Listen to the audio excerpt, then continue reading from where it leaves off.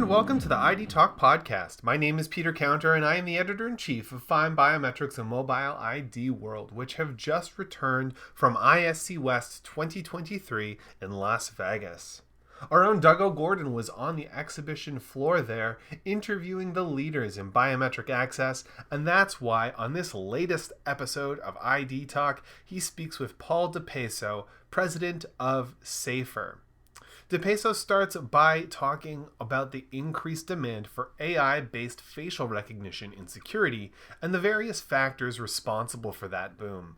He goes on to showcase SAFR's portfolio of access solutions, speaking to the importance of partnerships in this industry, and he concludes with speculation on when biometrics will become mainstream in the physical access control space, paying special attention to just how important cost savings are when we're talking about that roadmap.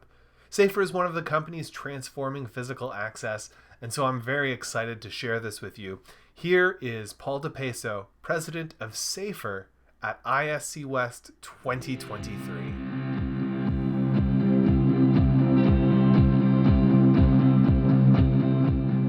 Hi, FindBiometircs and Mobile ID World listeners. Doug OGorden here. I'm with Paul DiPeso, president of SAFR.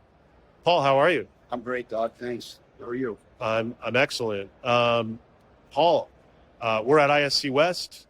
Tell us what's going on. What are you showcasing? How's your show?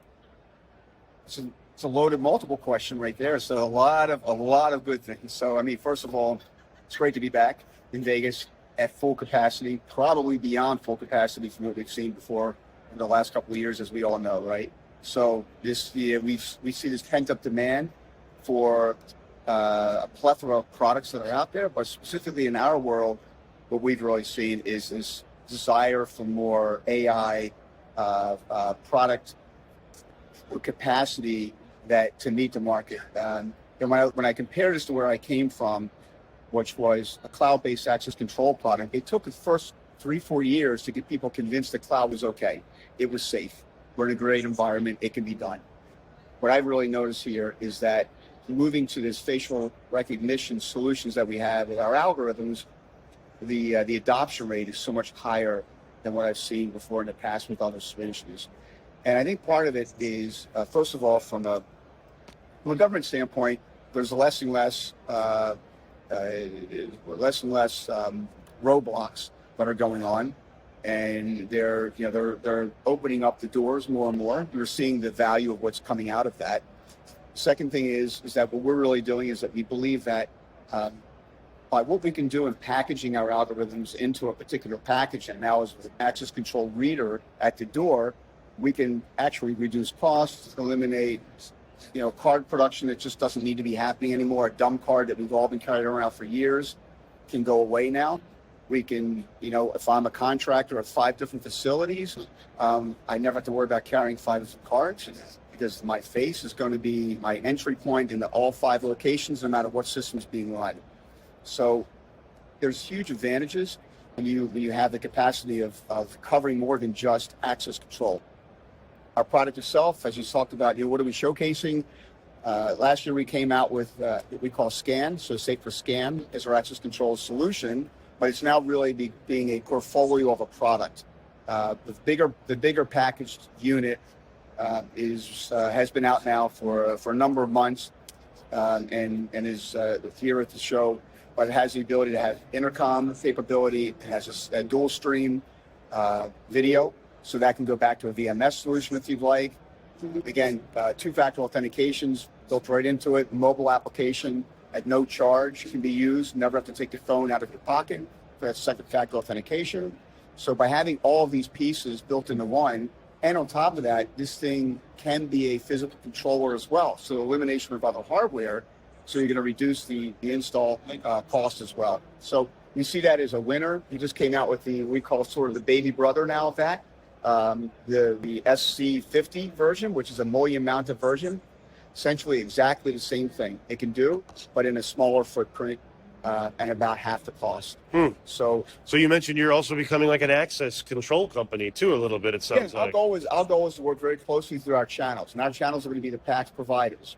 Those PACS providers are going to be Phoenix, software house, Genetec, Linnell, Maxis, PCSC, Quantica, and I know there are a couple others out there, but That you've integrated with. that we've already got integration with, right? And we've got 3-4 more that are teed up right now. Sure. So our goal is to work through them, let them be the head end, and we will be the back end of the product. But again, we will need to have the smarts in that controller to have the ability to control that door, have access levels and groups, decisions and permissions can be built right into this. Exciting. I really feel kind of a buzz around mobility, identity, and biometrics at the show. When do you think this is finally going to be mainstream?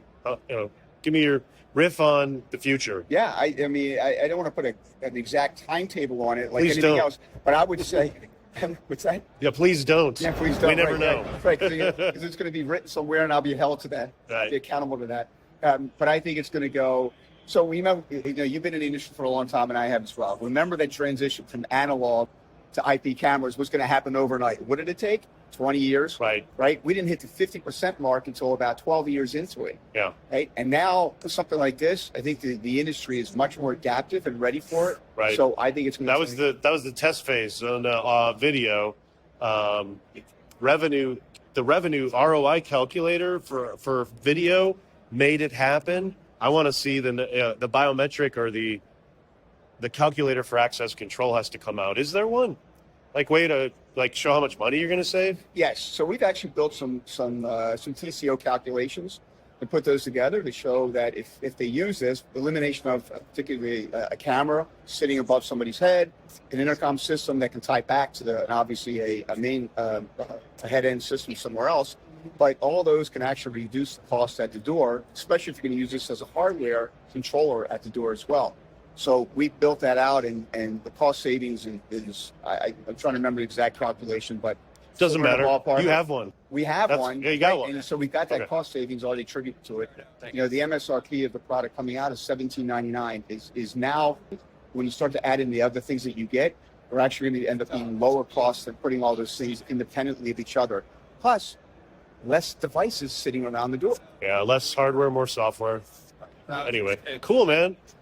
We could keep talking, but you got another meeting, so have a great ISC West. All right, thanks, Doug. Take care. Bye.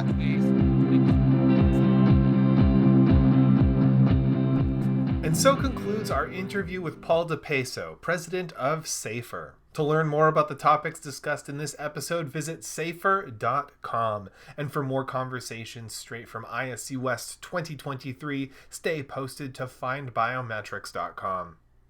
I want to thank Paul for joining us on this episode, and thank you once again to Doug OGorden for conducting the interview. Our podcast theme music is by Logum Red. I have been your host, Peter Counter. Thank you for listening to the ID Talk Podcast.